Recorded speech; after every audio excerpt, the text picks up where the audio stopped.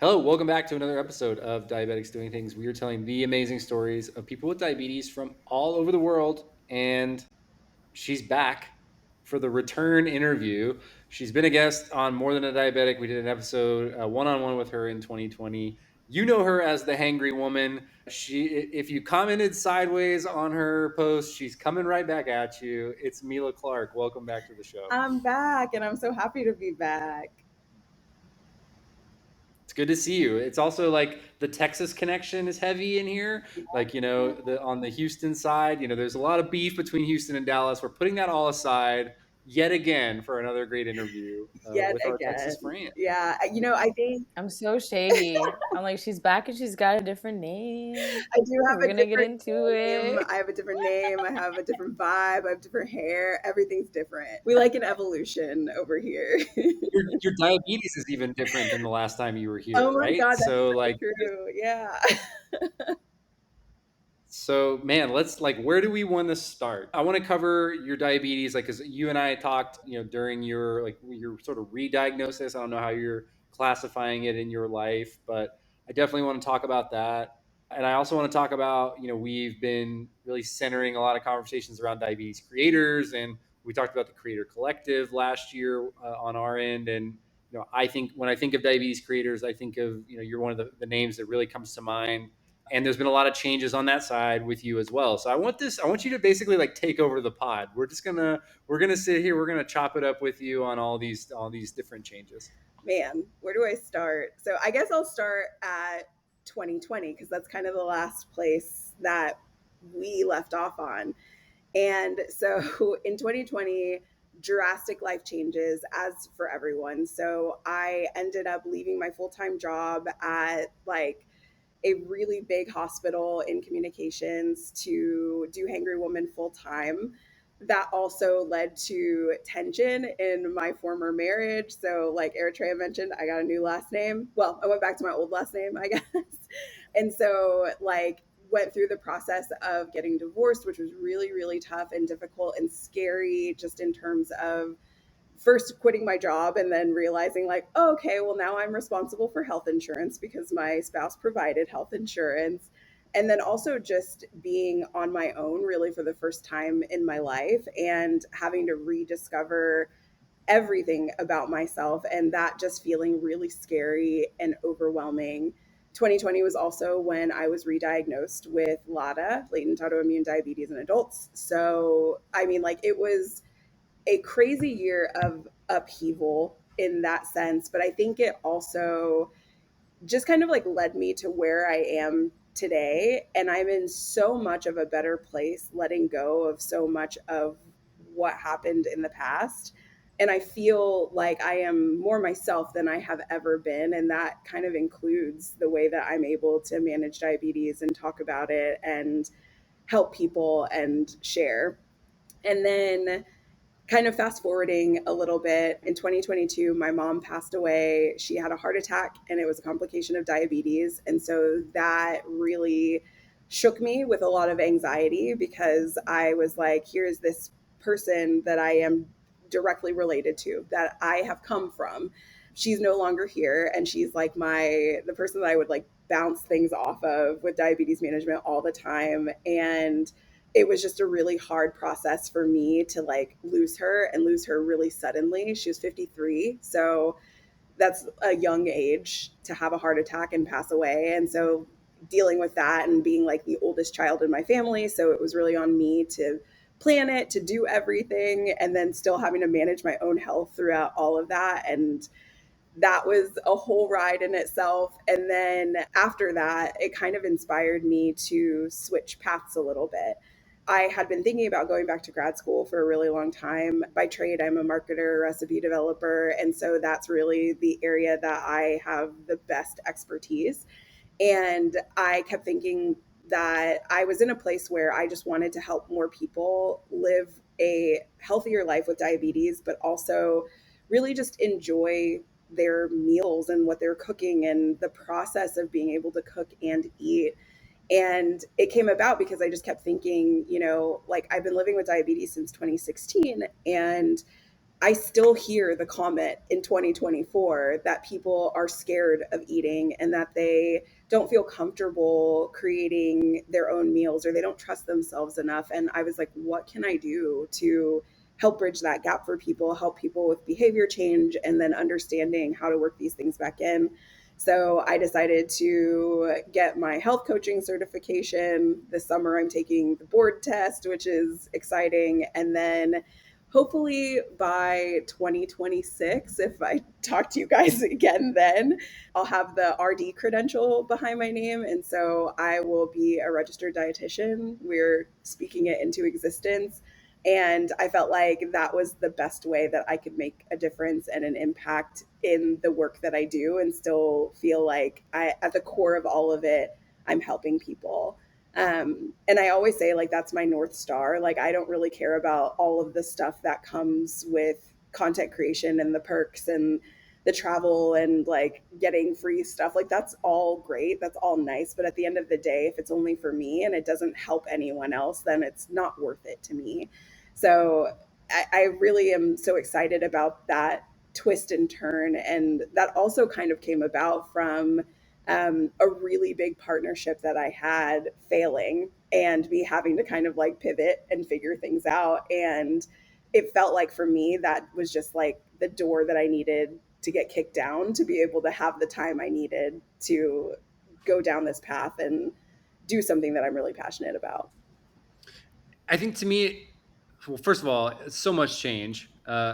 Huge life events like losing your parent is like one of the most dramatic things that, especially so suddenly. So, um, having gone through that myself and like also being the oldest child and like all of those things that come along with it, it's just another job that you didn't ask for that doesn't pay anything that just requires a lot of like attention. And then also like the career changes and like you said, the partnership piece. I think and I love your perspective on this too, because I think in the blogger community, which, outside of diabetes, I think on the recipe creation side specifically, a very close knit and also very large internet community, there is this sort of like perfect food style, like, food stylist, like never showing the like process, only the finished product, like only perfection all the time, only doing well, like only positive vibes, blah blah blah.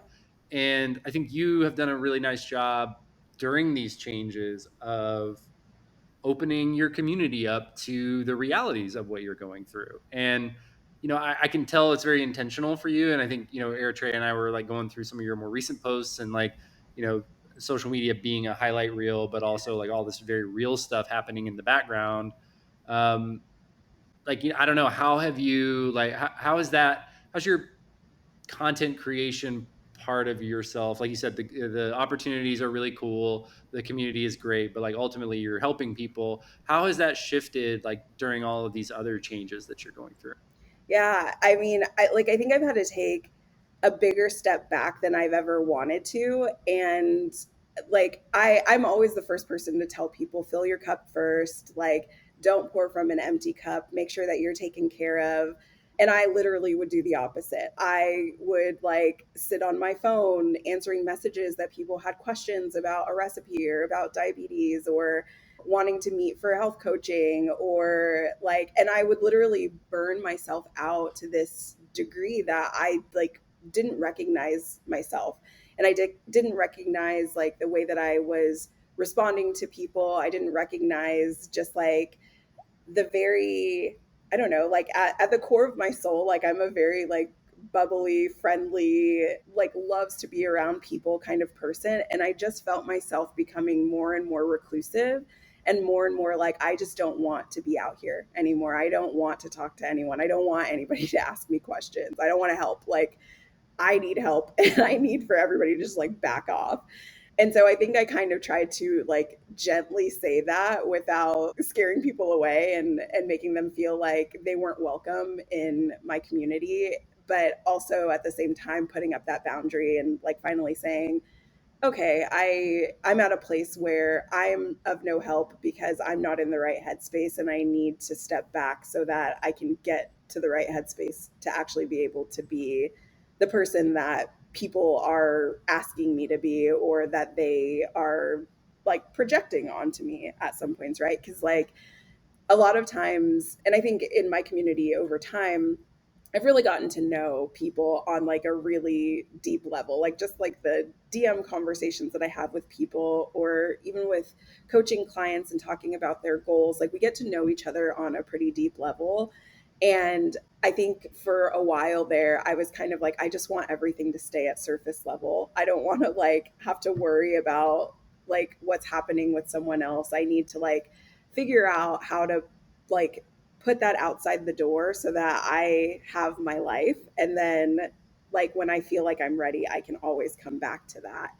And even now, it's like super intentional for me. Like, I'm dating someone and I'm a stepmommy. Like, she called me mommy and I didn't answer her because I didn't think she was talking to me. And then I was like, oh, you mean me?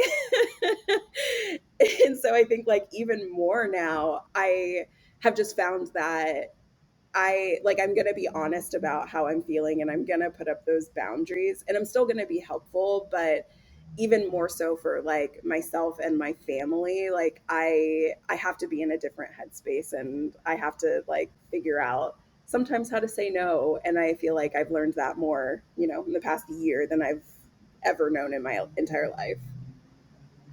I want to talk about like just the awareness of like, because I think this is going to tie, just bear with me here, audience. I'm gonna land the plane on this question, and it's going to tie back into this narrative. But pouring from an empty cup, like the awareness of like when you are empty, like when you're like, I don't have it, whether that's like being reclusive, kind of opting out of conversations, or just like kind of avoidance.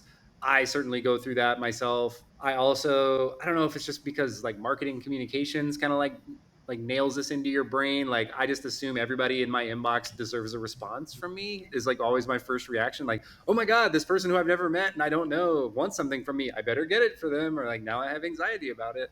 So like kind of learning to overcome some of those things and like getting over being chronically available, and then finding that focus of like coming back, like why did we start to do this? It's to help people. Are we still doing that? Sure, but like, you know, how do we make sure that we're able to help people longer term? I think it's hard sometimes to acknowledge, or it feels icky to acknowledge that you're at the end of your rope, so to speak, or that you don't have anything currently left to give.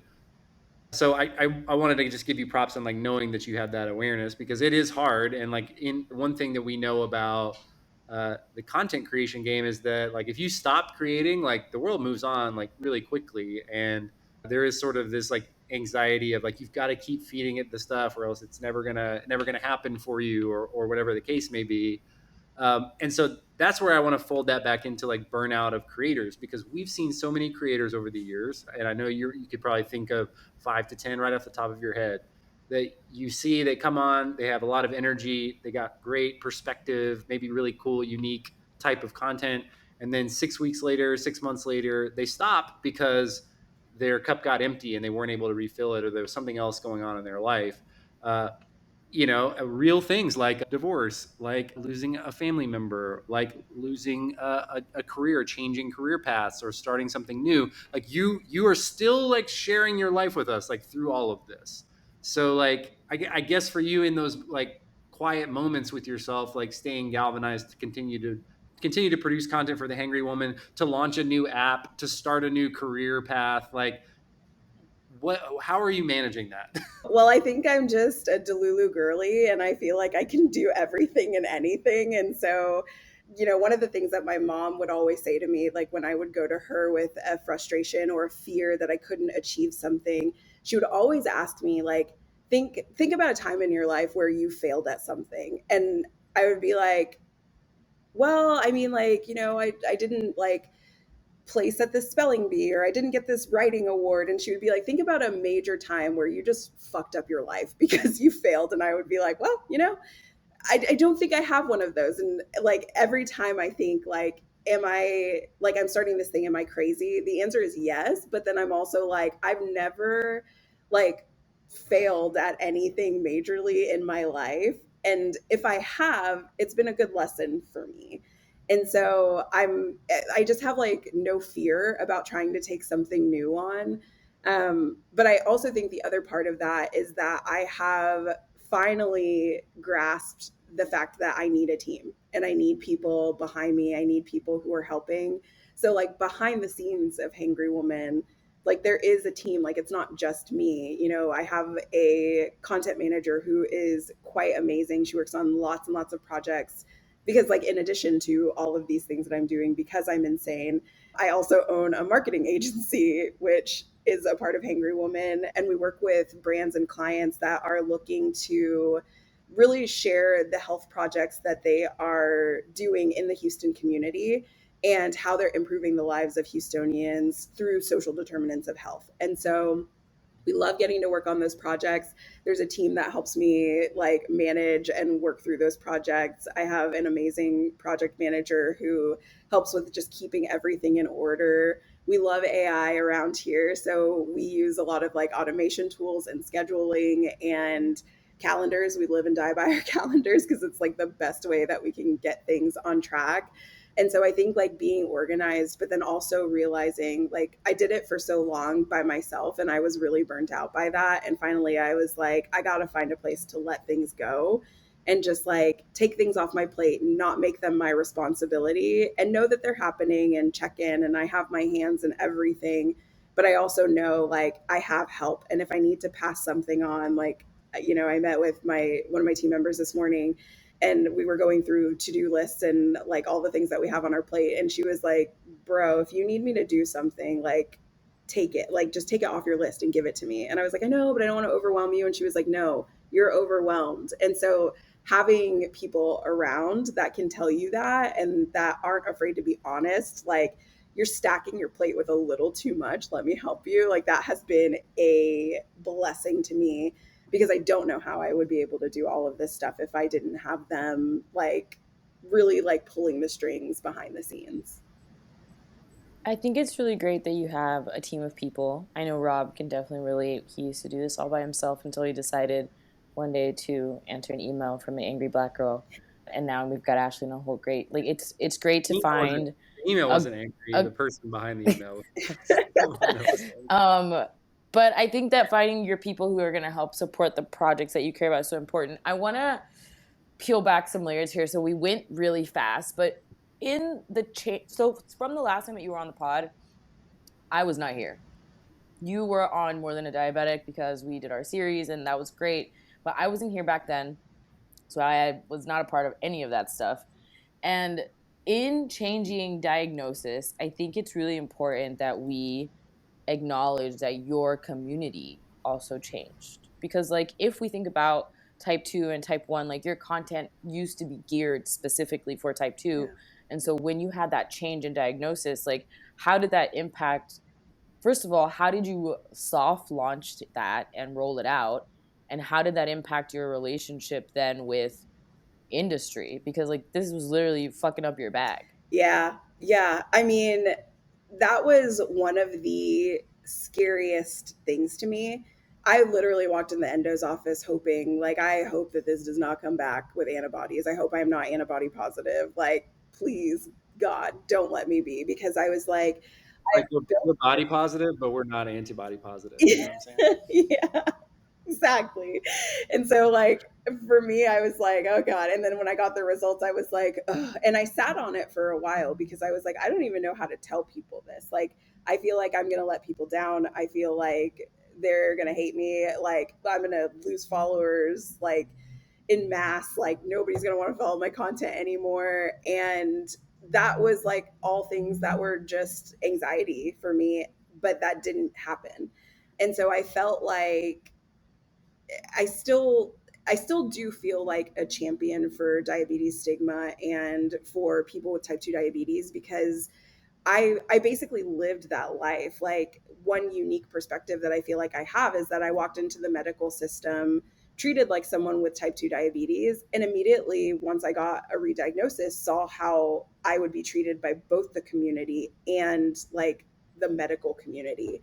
And so it's like really something that's always on my mind and that I'm very conscious of in terms of the way that I talk about diabetes. Like you'll probably notice that like I don't go around being like, I have type 1, I have type 1. Like I'm very specific about saying I have LADA, latent autoimmune diabetes in adults. Here's what it is. I get met with a lot of pushback because some people are like, well, that's just type 1. Just say you have type 1. Or on the flip side, people will say, well, you're not a real type 1. There's no way that you could be. There's no way that you couldn't have been on insulin for so long. There's no way that anyone can go 4 years misdiagnosed. And, people still doubt the story, even though I'm here telling it. And so, like, I think that was something that I was fearful of. I was like, I don't want the type 2 community to feel like I'm walking away and now I'm being like, okay, peace out. Now I have type 1, so I'm not going to be facing and dealing with the same things that you are. But I also felt like I have a different perspective now that I can share and that I can tell people. And I think that, like, I never really understood how people could be misdiagnosed before I was, and it happens so much more often than people even think. And I always find it so crazy, and I think about it all the time when I'm telling people about the process of being misdiagnosed, and telling people, like, yeah, they just tested my A1C and my blood sugar, they didn't do any confirmation testing. And there's confirmation testing, like, it's a blood draw. They could have done it with all the other 10 million blood draws they did.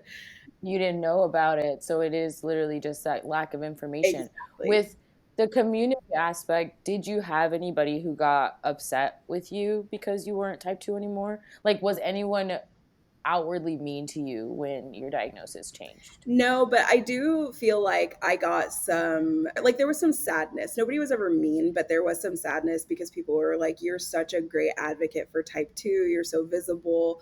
Like, we feel like you speak for us, kind of. And so it made me feel really bad because it was like, I still can, but also, like, there are other voices that are living Yeah. it, and I'm not the only one. And, like, I'm just one really loud person. So, like, if everyone else is Yeah. just as loud, like, Well, you guys I do I feel that sadness from that person, right? Because there just aren't as many yeah. typical creators who are representing people with type 2 diabetes. There are more now than ever, I think, and it's headed in the right direction, and the people who are representing them certainly are great. And, like, I think this is something that Eritrea and I want to talk about a little bit as well. But, like, you're a Black woman creator. Like, that is, like, a very specific, like. So if I have type 2 diabetes and I'm a Black woman, and, like, okay, I can see myself in you, and now that kind of is taken away from me. It doesn't change the way I feel about you and your content, but all of a sudden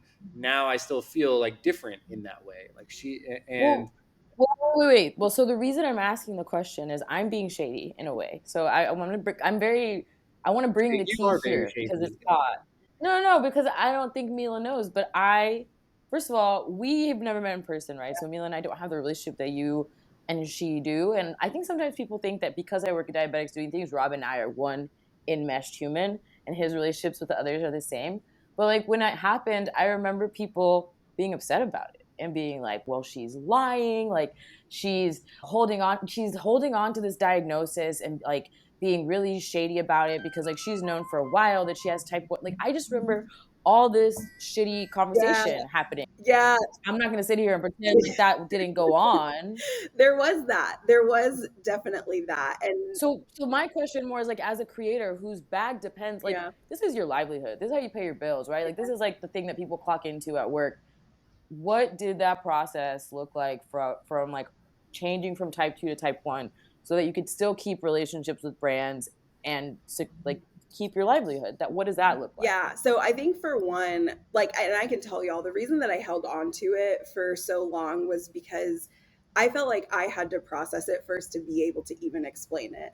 Because, like, how do you explain to people, like, yeah, I've been writing this blog for 4 years and it's mainly been about type 2 diabetes, and now it's not that, And I was like, people aren't even going to believe LADA is real. Like, when my endo said it, I was like, okay, whatever, like, now, like. And he was like, no, seriously, like. And he was like, do you have any questions? And I was like, okay, well, I've always been told that, like, if I worked hard enough I could get off of insulin. He was like, you're never getting off of insulin, like, this is lifelong for you and it's only going to progress over time. And so I had all of these feelings because I was like, I had finally come to terms with the fact that I thought that I had type 2 diabetes. I was like, I am not going to be ashamed of this. I'm going to speak up. I'm going to speak out loud. And then all of a sudden I'm like, I have to like take this whole experience now and it's completely different. I think the biggest thing for me also was that like some of the first people that I did tell were partners that I had. And the way that I framed it for them was I have still had this experience and I still have the credibility and the audience and the lived experience to speak to these things. Not every partner wanted to hear that. They were like, no, you're labeled this specific way. We can't use you in this campaign. We can't have you do this. We can't have you talk about this.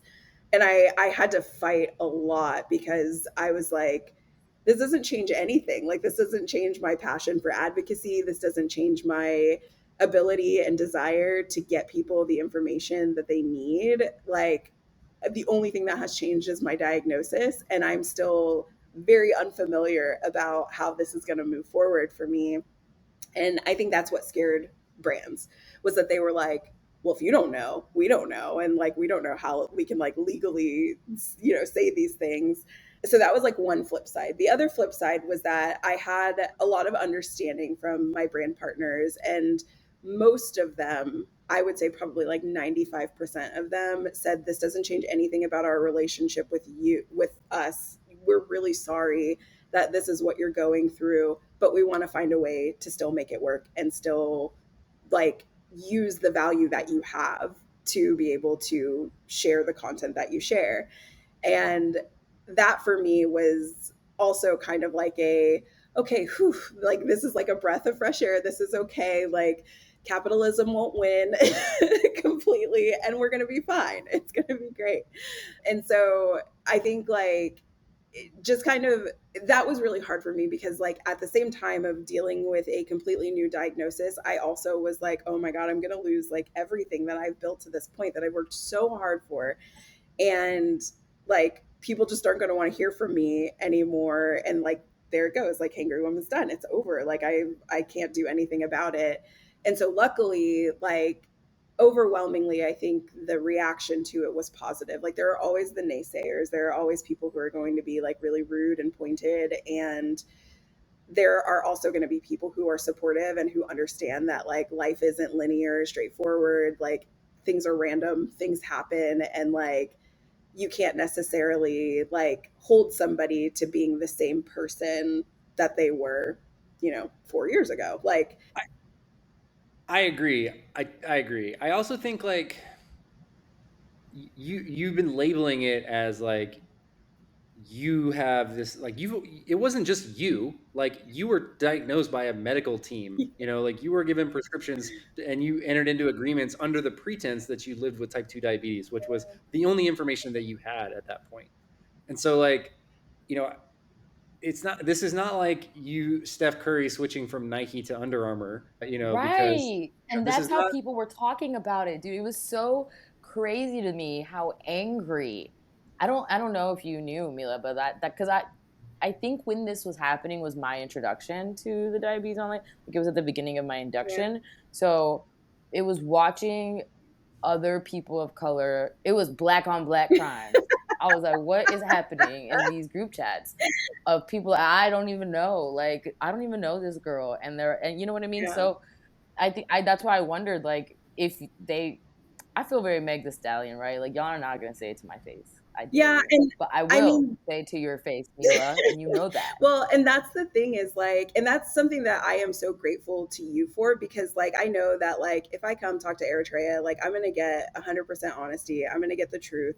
I'm gonna get the truth that I probably don't like, but that's okay. I would rather somebody tell me the truth that I don't like and know the truth than for people to smile to my face and then play behind my back.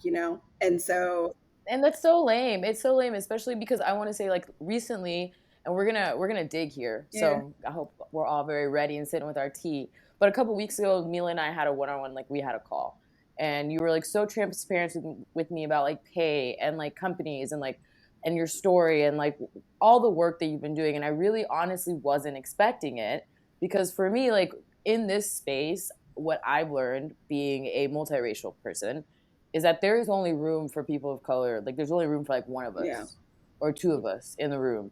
So when I first like started coming into the space, I always saw you in the room and I didn't see other people. And it would make me really mad because I'd be like, is Mila the one holding the gate closed? Is she the one standing there being like, I checked the box for y'all, don't look for other black people? But as I like learned more and more and more and got to know you and then the space itself, I realized that that wasn't what was happening at all.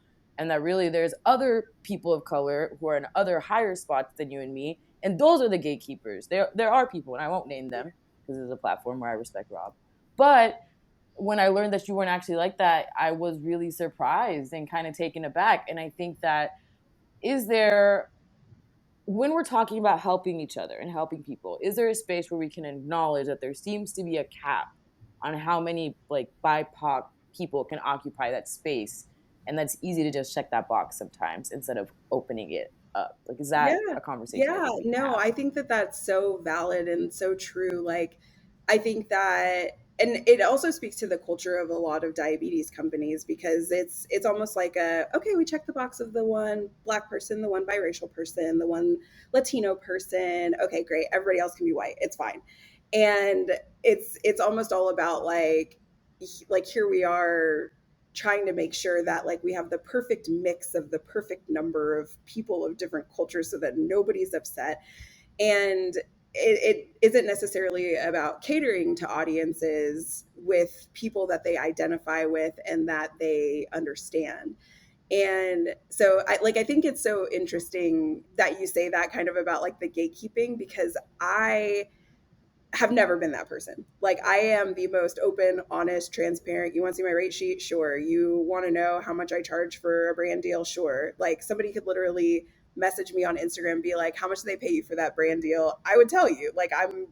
I don't hide those things because I don't think that they need to be hidden, but I also feel like it's super important to also like protect myself at the end of the day. Like I don't just do that for anybody. I do it for people that I trust and for people that I know aren't going to talk crap about me or that aren't going to turn around and like share it with everybody else and be like, who does she think she is? Look at this.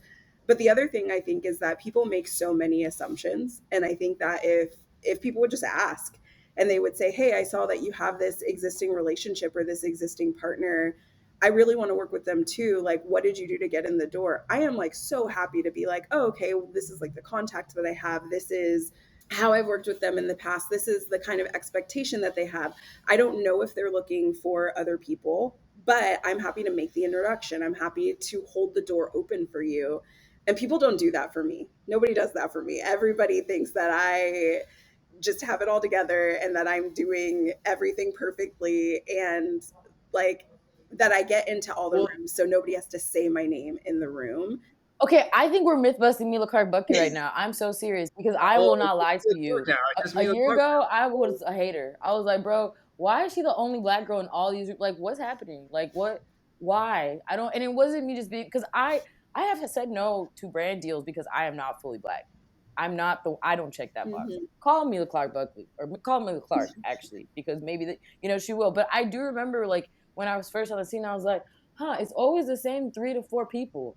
And I'm really tired of that. And I've learned that some of them are gatekeepers. Some of them are assholes who don't want to share information and help out. But you're not one of them. And I think that we're debunking that right now because it's not fair that you do have that rep and that Yeah. sucks. Well, and like the other thing too is that I don't feel like it's necessary to walk around and be like, hey, I said your name in this room today.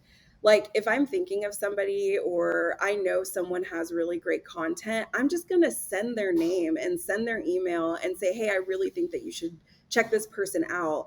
One, because if it doesn't work out, I don't want them to be pissed at me because, like, they're like, oh, well, it's your fault that it didn't work out. But two, like, I just think like when I think of someone who is like really good for something and somebody asks me, hey, do you know anyone? Or even if they don't ask me, like sometimes I'm like, hey, I also know somebody else who would be really great for this campaign. Have you reached out to them? Are they on your radar? Here's their Insta, like check out their stuff. And I don't do that for any other reason, but it just to me feels like the right thing to do. And it feels like I know that I'm not the only voice. I know that like my culture, my race is not a monolith. I don't speak for everyone, but I get those opportunities because I work really, really, really damn hard. I have really amazing existing relationships just from my work over time, but also like I'm good at what I do. And so that's always what like gets me a little bit like fired up or a little bit upset about like what's deemed kind of like the competitiveness of brand deals in the community or like things like that is like there's not really competition. Like if you do good work, people will find you. And that's all that I've ever tried to do good work and help people. And that's why I get into the rooms that I get into. And I'm like a genuinely kind person. And I think people recognize No, you that when they are. No, start to you work are. with And me. the fact that it's surprising sucks. One, two. It's interesting that you say that you do good work and people and like it shows because Rob always is saying that.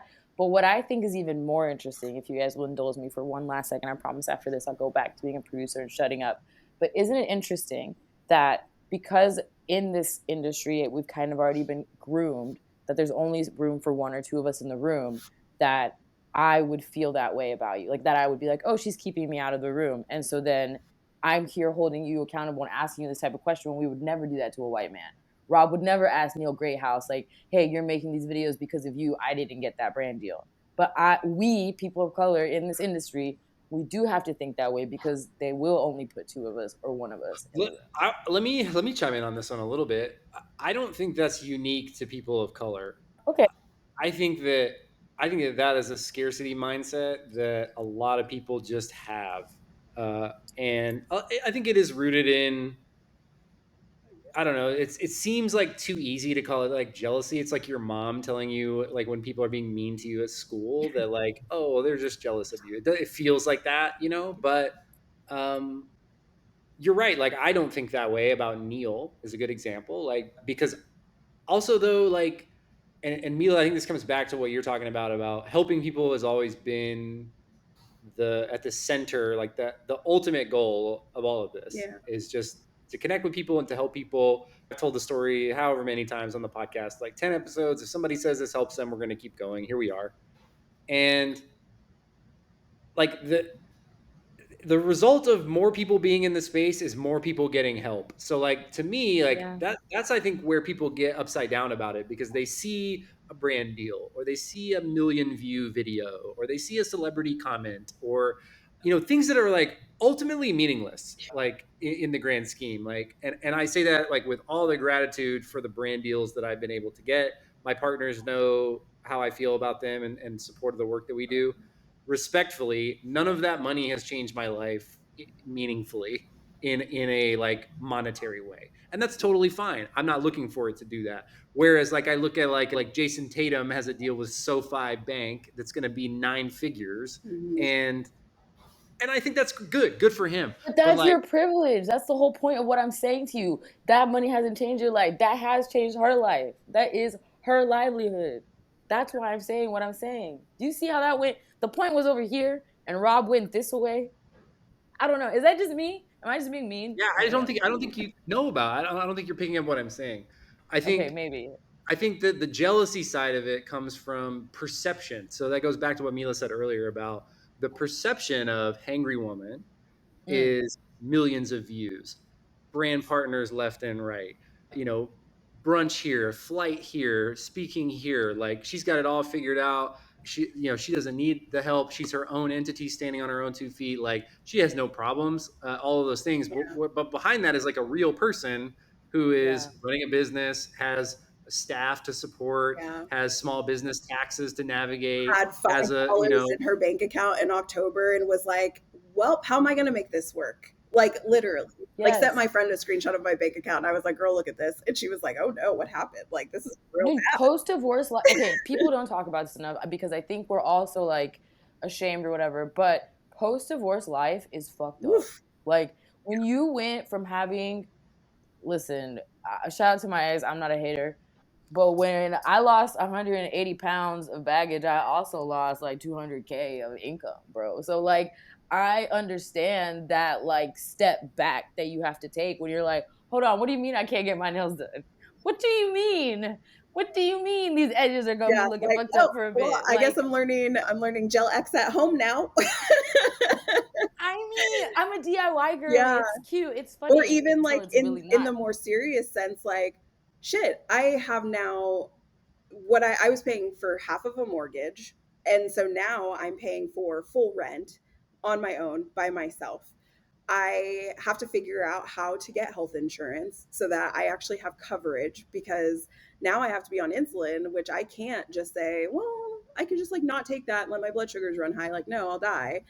Then also having like just the I mean like the financial burden itself of divorce, like it is so expensive to get divorced. Like you don't just like sign a paper and it goes away. You pay like $5,000 to $10,000 to get everything settled. Luckily for us it wasn't a fight. Like I was basically like, we're not fighting, we're doing this in like the plain Jane vanilla divorce way. Like you do not raise hell because we're not paying more than we have to for the And you attorney. walked away gracefully. Good for you, I know I sis. shouldn't have. Props. If No, I could go no, back, I no would. tea there. But like, If you could go back, you'd have yes, drama. I would. Okay, I see, totally would. He caused drama, so I would have caused drama. Anyways, one.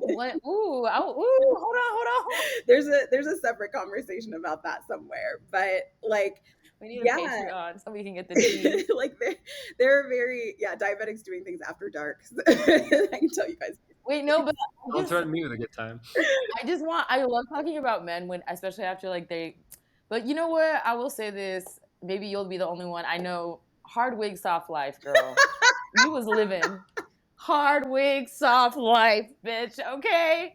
And Rob knows what that means because I told him I was going to bring it up. But I want you to know you was living, and you're still living now. That's the point. But it takes a little bit of Yeah, time to like back to the soft wig, dog, because like Well, I was out here looking yeah. Well, crazy. in the but transition, again, like, like, yeah, it gets difficult because it's like you're now having to like not only navigate like who you are as a person and figure out like did you do something to make this fail, and then like I mean like the amount of therapy that I had to do like in between the time because I was like I just don't know like who I am as a person and if I'm even who I think I am and if I'm even doing the right things in life. Like those moments just like shake you up so much, and then add chronic illness on top of that. Like you're trying to save your own life every day, but then you're also like in this crazy emotional space where like you don't have room to grieve and to like fill your cup back up without people eyeballing, pinpointing every single thing that you do. And so like in the process of that, I had a really tough time because I knew that I was like hearing some of that chatter, like exactly what you had mentioned, Eritrea, of Yeah. people being like, well, why does she get to do this? And like, why is she on this brand trip? And why does she get this brand deal? And like my own people saying this in literally Yeah. thinking I'm not in the room. Like I saw people say things in a group chat that I'm in. And I was like, just because I'm not like chiming in with y'all every day doesn't mean I didn't just see all of that. Like, and but that I peep also everything. changes my mind about like, okay, well, cool. I spoke your name in a room and that's what you think of me. So, like, never again, like be kind to people because, and I feel like that's also maybe like another one of my North Stars. Like, I just don't find pleasure in torturing people. I don't find pleasure in Yeah. being a mean person or like making someone feel miserable. I just like, I like being happy and I like being kind and I I like, mean, I think sometimes it's easy. Like, okay, so I went to this like slipstream thing. yeah. I was talking to different people, and this girl there was telling me about someone else in the space. We all know them. We all know who I'm talking about. Maybe I'll tell you off camera. But she was telling me basically about how that person was so intimidated by others all the time, and kind of the same way that I was just explaining how I felt. And I realized that it's just chronic illness, maybe, or this community. I don't know what it is, but it does breed that type of scarcity mindset that maybe Rob was trying to touch on. That it's just like he is the only human I know. Because even Mila, and you're gonna hate me for this, but even you've done it. Because you posted about somebody who was stealing your username, and you were so mad. You were like, "This bitch really stealing my username out here." I came up with that, like that's not fair. The only person I've ever met who's not like that is Rob, who's like, "I'm just gonna show in publicly." I don't know how he is privately, but he's always been like, "We're just gonna show up. We're gonna do the pod. If other people create a pod, they can come on our pod. We'll go on their pod." Like you're the only human I know like that. So it's like, how do is there enough money out here for all of us? Is there There is actually, or do we just way have to show more up in the than enough. best way? There is way more than enough. There is not scarcity. Scarcity is made the fuck up. Like, it does not exist. It is something that, like, honestly keeps us from being the best human beings possible, because we think that, like, we have to get ours and it's at the expense of everyone else. And I think that's particularly true in American culture. But there isn't scarcity. Like, there are We budgets. could I probably had, do an entire podcast on like how we're bred to like in competition with each other, and like I don't know. I come back to like and I'm sorry for cutting you off. Like you're right. Like we have abundance. There is abundance. Otherwise, there wouldn't be a million YouTube accounts with over a million Yeah. subscribers. We live in this world where like I discovered one the other day. There was somebody I saw the I love the Lakers, and so I on the Lakers Instagram account, Austin Reeves was like giving a jersey to a young lady that I'd never seen before, and she was Asian. So I'm like, okay, well, who is this? Well, she has 30 million followers on Instagram. So like 30 million people follow her. I had never heard of her at all, and so like there are hundreds of thousands of people like that who are the top of their craft in wherever or whatever they're doing. And we never even heard of him. We found a kid with diabetes the other day who's a content creator in Spain who has more followers than all of us combined. And I've never even seen his Yeah. stuff. And his content is basketball and diabetes, which are the It's literally really funny. only things I care about.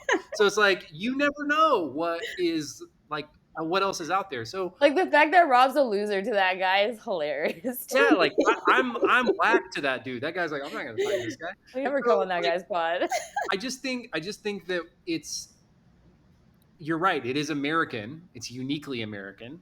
It also is just like the idea that once, we have to measure ourselves against each other, like that comparison culture. yeah, It's just generational curses, generational trauma. Like the reality is that nobody is thinking about any of us. Like nobody cares. And that's what I think like I've been kind of going through my own like weird like mourning of Kobe Bryant. Like I miss my guy, and I didn't even know him. And I just remember like how clear he always was of like nobody cares what you're going through. Like show up and do the work, like or else you'll be forgotten. Like nobody cares what you're going through. You got to work hard. You got to go through that. And that's where on the flip side of that, because that sounds like really harsh, and I think we're living in a soft kind of era anyway. And I think living with a chronic illness is a heavy burden. But then I also look at like there's the Steve Martin's book is called Born Standing Up, and it's a really beautiful autobiography. But the the crux of Quote. it is like There you go. be so good they can't ignore you. yeah, Like if you're so good, like I have nothing to do. I can't take you down. Like I'm not occupying your space. Like go be the best. Like go be the best person you can be. You want to take my username? Cool. I didn't, go and run with it. You want to, but what I want to be, and this is like, Eritrea and I have been talking about this a lot more recently because we were having a conversation with another creator about this. But like when I came on the space, there were people who were welcoming to me and there were people who weren't. And I made the decision then that if there were other people after me, that I was going to be one of the people who was welcoming. yeah, And because that made me feel good, even though I didn't really deserve it at the time. Like I just be a kind person, be a nice person. Like one of the things that I tell my employees about like notoriety, awards, whatever, like that stuff doesn't mean that much to me. But what I really pride myself on is like Rob Howe is great to work with. yeah, Like that's really all I care about. If you say that, cool. Like then I'm doing what I need to do. yeah, And so, again, That's not just a bad one. Rob Howe's good to work with. I think this I think this would be a good moment for us to like if we could define our thing. Like because I think mine would be I am accountable. Because like you can tell me like that I said something that was fucked up. And you can be like, hey, like that really was fucked up. That was not cool. Like I didn't like that or whatever. And I'll be the first one to be like, that is fucked up. And we'll probably laugh about it too. But I have had people send me DMs before and be like, hey, you said this on an episode and it made me feel XYZ. I'm willing to be held accountable 100% of the time. I'm willing to hear you out, have the conversation. I think that's my thing. Will it always be enjoyable to work with me? Maybe not, because I'll make you uncomfortable. And you probably deserve to be made uncomfortable. But I'll still be held accountable. I think that is what my thing would be. yeah, Like, as far as being great. I just want to I want to go back though to like perception is reality, like the like knowing you and like being hey guys, I'm in Mila's close friends, so sorry to all you suckers. Me too, suckers. Haha. It's wild there. So I get to see, like, some of the moments that not everybody else gets to see, and, like, the real, like, behind the scenes of, we didn't get the bank account screenshot, but, like, we knew when this was going on. Like, this was, like, very difficult times. You were navigating the change, and, like, opening us up, and, like, being very transparent and being very vulnerable about Yeah.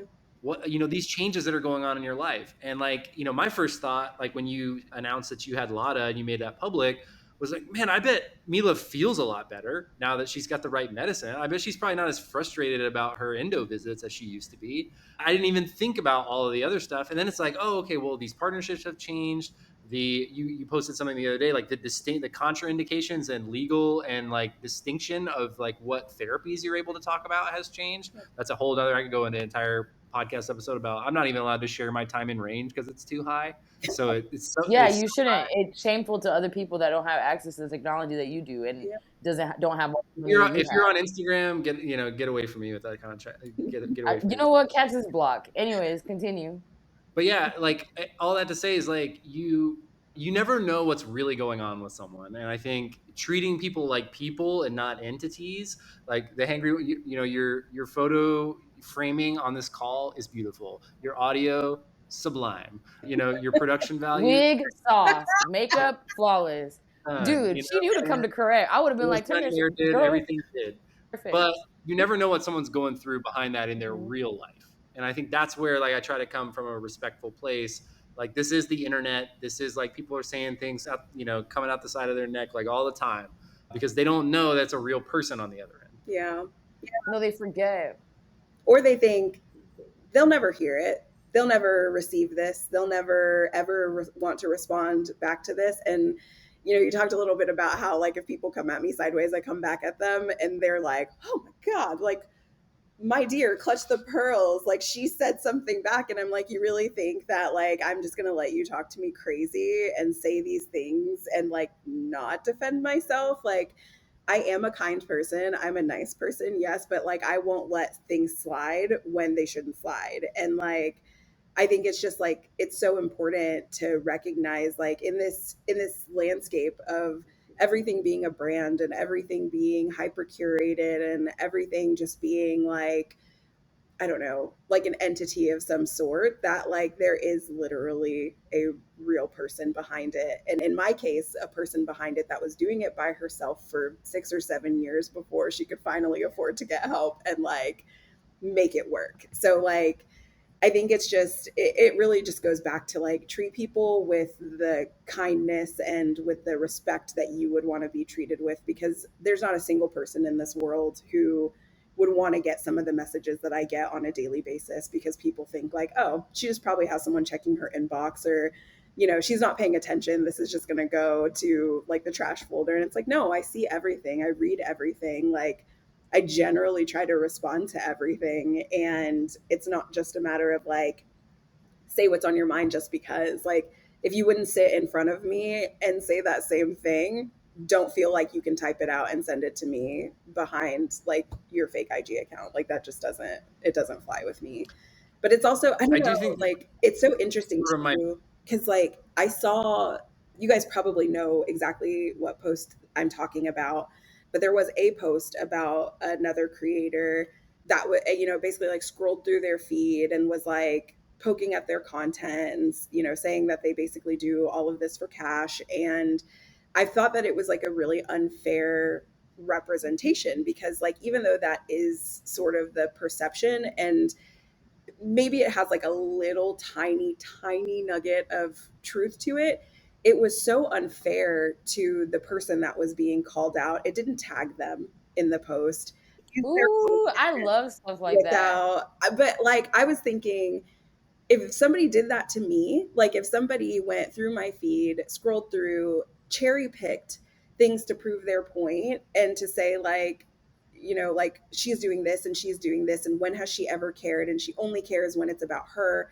Like, I would be livid, because it's like, you clearly I would be are. like the Charlie Day meme where he's standing there with the maps in the grass. I would be like, and this is how many, and this is what I did here, and this is what I did here. 'Cause you don't even, you know what? This is so eye opening. You don't really know what people are doing in the No. rooms that you're in. No, and, like, and it kind of goes back to like what I had mentioned before about like I don't announce it when I'm like, oh, so and so, like I said your name out loud in this on this call for this brand deal, like because you don't have to announce every single good thing you do to know that you are doing good. Like you just don't. You don't have to like pat yourself on the back every time you do something that is valuable for the community or society.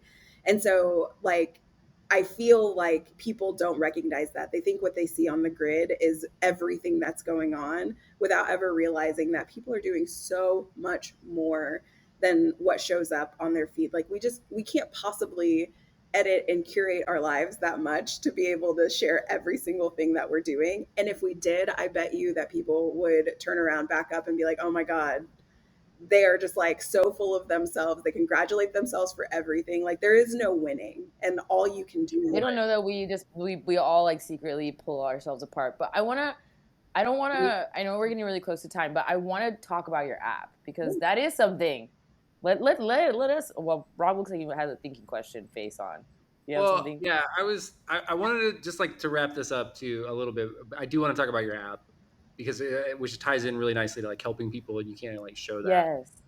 I think for we can sum up this creator conversation like we have three creators on this call who have put in countless hours. You cannot make everyone happy.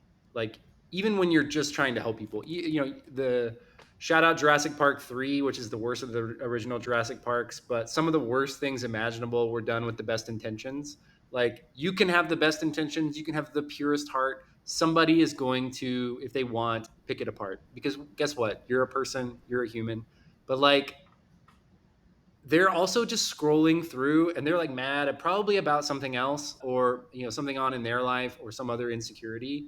And I know that sounds like back to like mom telling you that, oh, they're just jealous, don't worry about it, but like it's true, like everybody's having a hard time, I Well, think. isn't it that you are just like no, like you're kind of a coward. Like I because the thing is I give myself the full openness to hate on others because I am a fool on the internet. You guys follow me.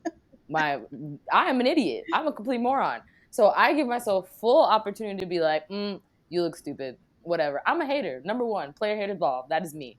So if you are on the internet and you're scrolling and you're hating on me, hiding behind user 127569, girl, you are ugly. You can't say shit to me.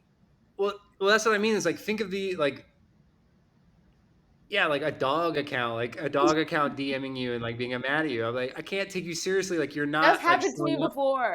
Me too. Yeah, it's just like I can't take you seriously, like because you're a dog, and like so, like my joke on that particular person was to talk to them like a dog, like good boy, oh bad dog, and, it's just like Oh, he's because mad. like okay, if we're gonna this is a fake thing. This is like this, and like the real chronic illness is content creation, and like the idea that literally every part of our life is interesting enough for everyone else to see, and that we have to virtue signal with every good thing that we do. We have to celebrate every accomplishment. Everybody's birthday matters. And everybody's the main character of their own story. Like I know I'm just getting older, but like I just have limited capacity to remember things about people. Like, and I have a smaller, Jesus only had 12 damn disciples. Like, what the hell am I Damn, gonna do you with have 19,000 19,000. Is that followers? what you're trying to tell us? I'm Like, saying. It's like Jesus, come at me, bro. No, but yeah, it's like how are you supposed to keep track of all these people? Like in the close friends, like like 100. I got people with 300 close friends. Like, god damn, like well, apparently Mila can message everyone back, and it sounds like they be getting their hot fire here and Yeah, there they do. once in a while. Especially like a lot of times I'll just ignore it because I have also adopted the mindset that every moment that I spend on a hater is one moment that I can't spend helping someone else. And so big Fair. time, big sometimes facts. sometimes, I'll be in a mood and I'm like, you know what, they're gonna catch all the smoke right now because I'm I got just time today. I have time today. Looked at my wrist, I got time today. But like for the most part, I just think it's like really interesting that people say these things out loud when they think that nobody is really listening. And I think it does go back to what Rob had said about like, it's all about their own individual mindset as well. Like when you are, like living kind of in like a scarcity mindset, or you're thinking like, well, like I want to do what they do, but your frustration is like, well, I don't know how to get to where they got, and so I'm just going to be mad at them because they're there and I don't like seeing them there. And I think that is completely individual. Like it is up to a person to feel that way themselves. Like nobody makes you feel that way. And so I think like it just goes back to like I'm going to do my best to help people and to be happy and to live a good life and do the things that I think are right. And if somebody can't find a way to accept that, then like as horrible as it is to say, that is their problem. It does not have to become my problem. And I really become a yes and yeah, person, which is so sad. I'm not an Ariana Grande stan. She's a woman who ruins homes. That's not my thing. But I am a do whatever you want with your life, dog. Like it is Well, literally your life. I think too, though, people want to fast forward. Yeah. People want to, they want to jump to all the followers. They want to jump to the brand deals, and they don't see the work before because they didn't experience it, right? And sometimes it's archived too because not everybody keeps it. But I want to like, this is a great chance for me. I've been thinking about this a lot, and I've talked about it in like my professional life. But Levy from American Pie and from Schitt's Creek, you know, and Best in Show. He was like the same guy in Hollywood playing bit parts for like till he was 75 years old. And like until his 70s didn't have like a number one show hit till Schitt's Creek. And like so and then Jennifer Coolidge, you know, in her late 50s, like Legally Blonde, like absolutely like, you know, a Hollywood star, like a second lead in some like, you know, classic IP of American film, Legally Blonde, right? yeah, But then she doesn't really get her moment till she's in her late 50s, early 60s, like, and wins an Emmy on White Lotus. And so it's like those people I know had moments where they wanted to retire, where they wanted to quit, where they were I don't I'm just going to go do another old dad part. I'm just going to go do another yeah, you know bride's mom in a you know Lifetime movie.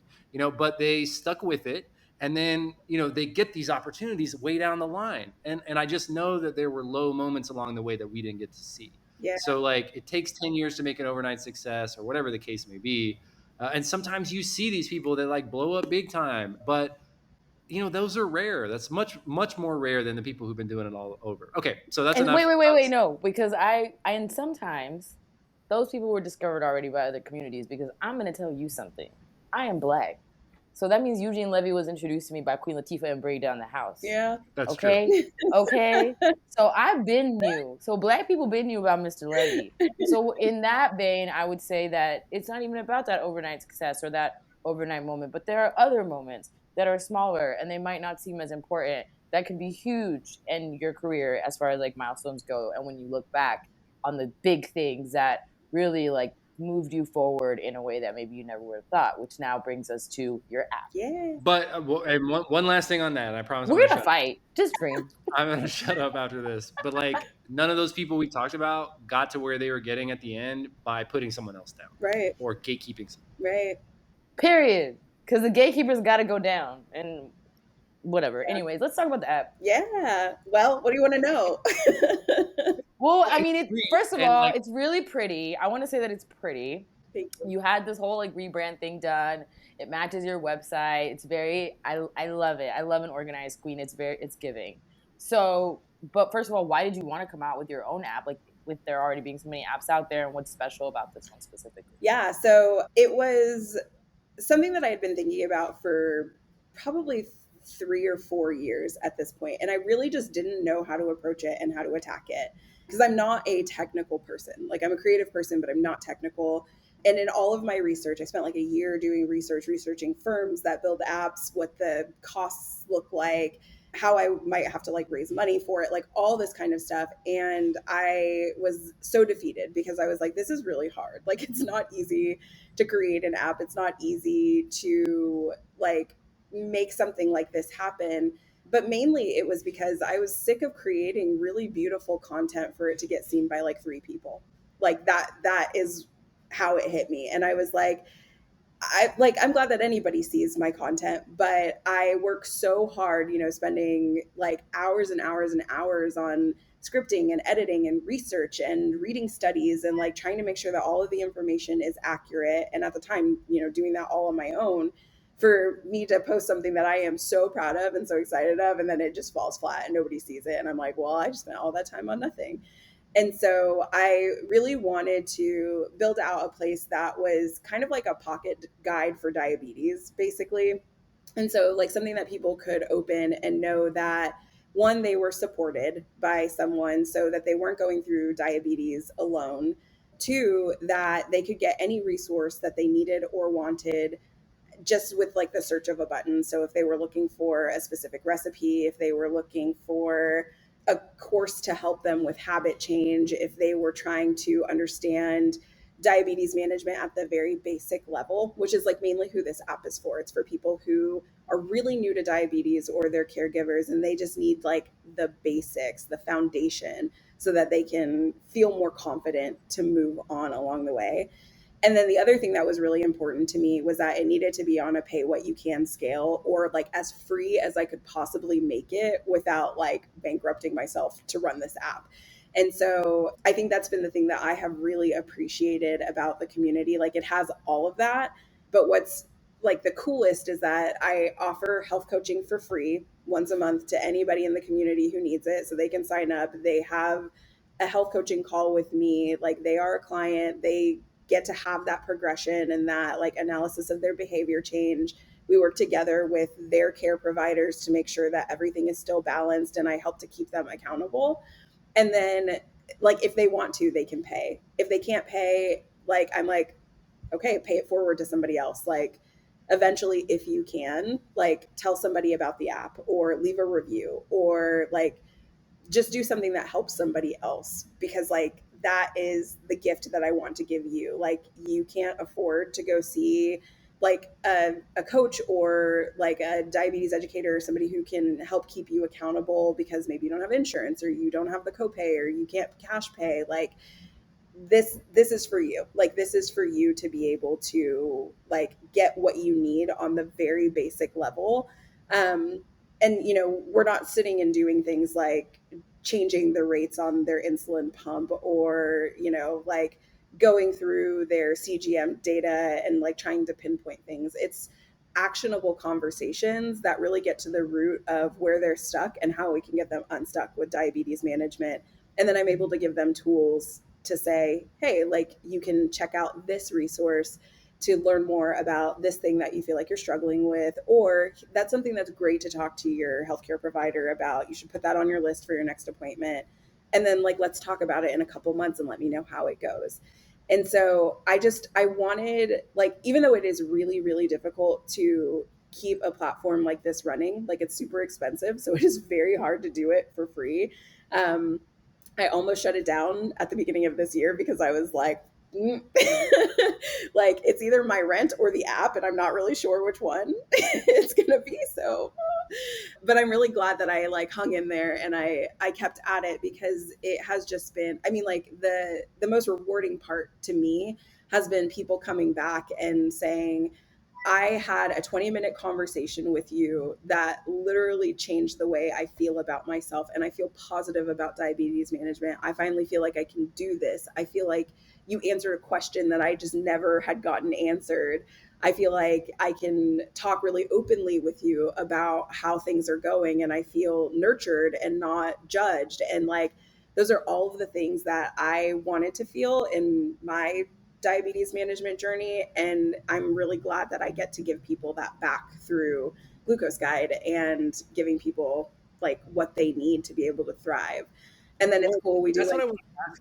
yeah, like we do like That's what I was weekly about. Like, meetups and things like that, like where people can actually connect with each other. So like, there is this also the sense of connection. Like, people aren't just talking to me, they're learning and meeting about each other. They're finding people who live in like close proximity to them, or people who are going through the same things that they're going through. Or I had someone on the app share about how they were like really scared to get on a pump, and they had never, and just like me, like they were like, I don't want to do this, like I know that I have to. And so I was like, book a call, let's have a conversation about it and let's talk about it.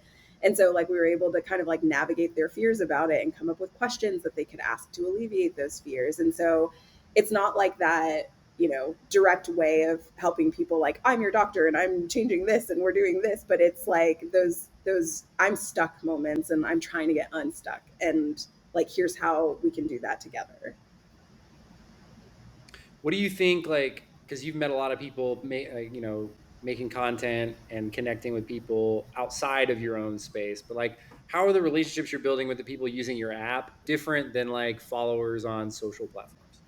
I think that, like, if I were to compare my Instagram to Glucose Guide, I think the thing that I feel like is really different is that there is less of a almost like passive relationship. Like I love my community on social media. I think that like I get so much value from people that I follow, from people who follow me, from people that I message like day in and day out.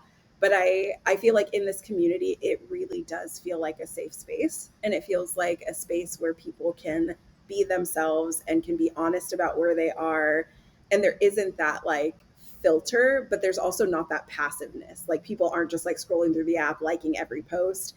They're scrolling It through takes the in. app, yeah, liking every post, but they're also commenting, they're talking to each other, they're asking questions, like they're invested in their health, and they're invested in like how they want their diabetes management to evolve. And I think that's what makes it so different and so special, because it's like you have people here that aren't just passively watching like aesthetic recipe videos, but are actively being like, okay, how does this work with diabetes management for me, and asking those questions. Yeah, or reading the news, or celebrating their aunt, or running from their aunt's weird racist posts or Yeah. something like that. So, sorry to all the aunties that just caught strays from me, but I like It it must be is your interesting. aunt only. Like, I No, got a racist my aunt. You, Mila? You? that is Sorry. a that is a white person affliction. Is you just White log person from Dallas, Texas.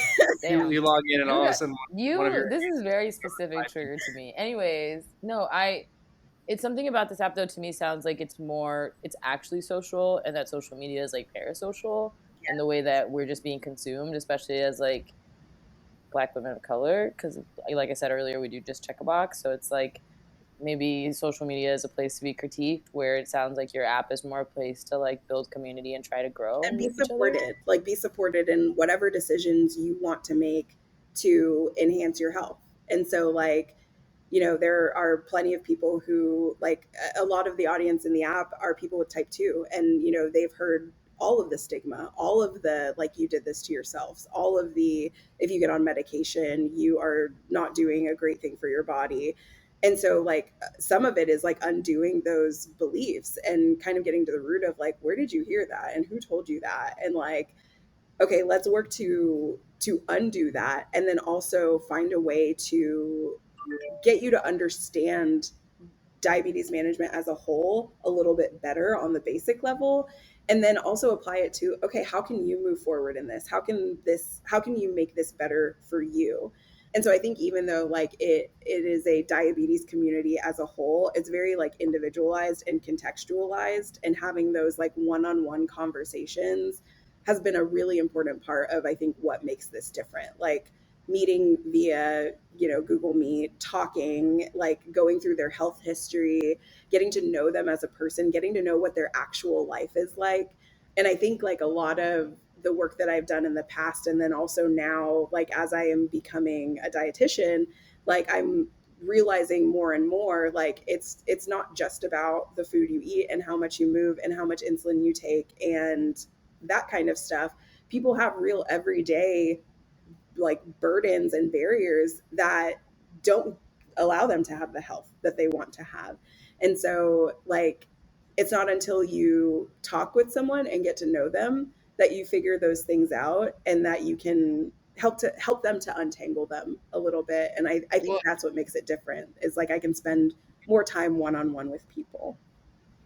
and you mentioned some of those like real struggles like earlier when we were talking about rent, and like having to decide like whether you're gonna refill your prescription, or you're gonna live at the place that you currently live, Yep. like, or disrupt your life, or like stay in that relationship because you have that 180 pounds and that extra salary and insurance coverage to keep you, like, so like people are making those decisions. Like real life, like modern day life for the average person is extremely challenging. Yeah. And And I didn't want that's my app to be another place where that was a challenge. Like I didn't want anyone to ever think, okay, can I get groceries this month or can I pay for health coaching? Like that to me is just like unacceptable. And so for me it's like like that's my message to every single person that I talk to. I'm like, you're getting this service for free. Granted, there is a wait list because it is free. So like it takes me time to get through people on the wait list.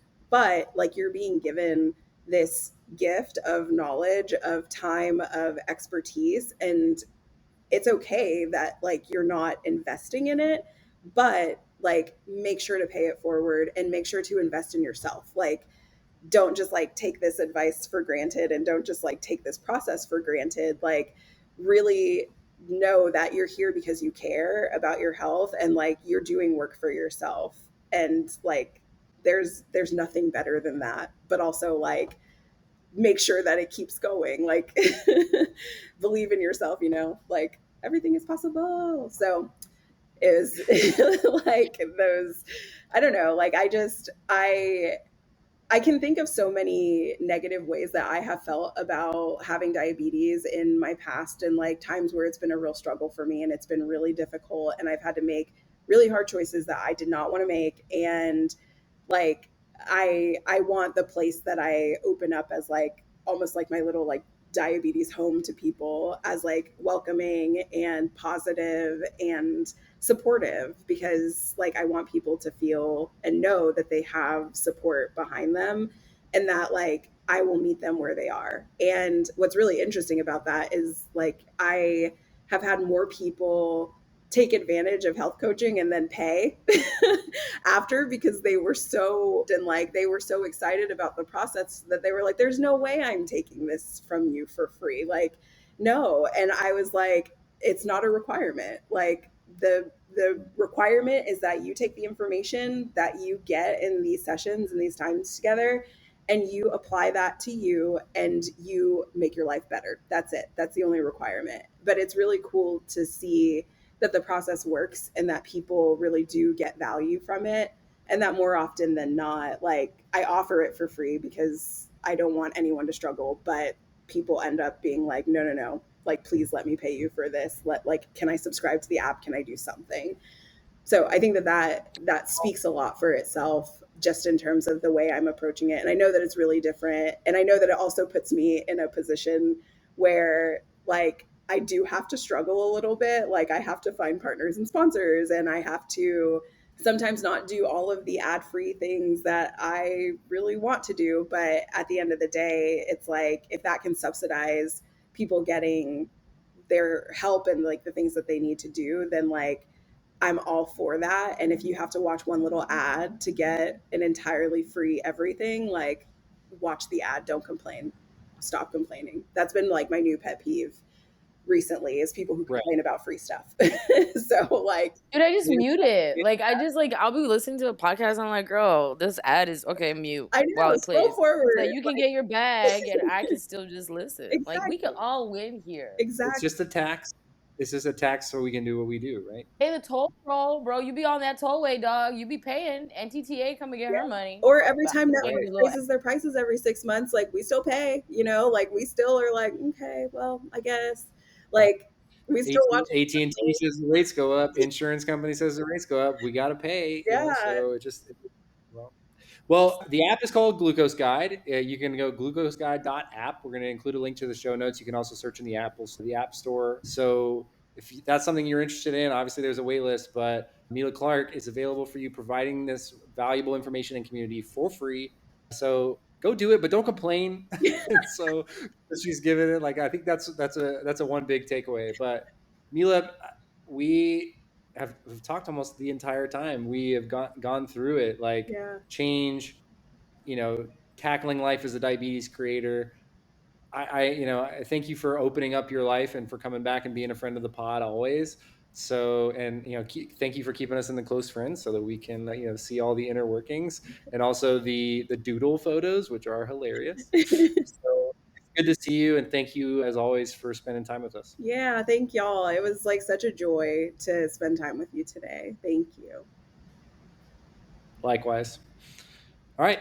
This episode was contributed and conspired and produced by Archer and Lisa and edited by Ashley, Brian, Laura Kowalczyk. Thank you guys so much for listening.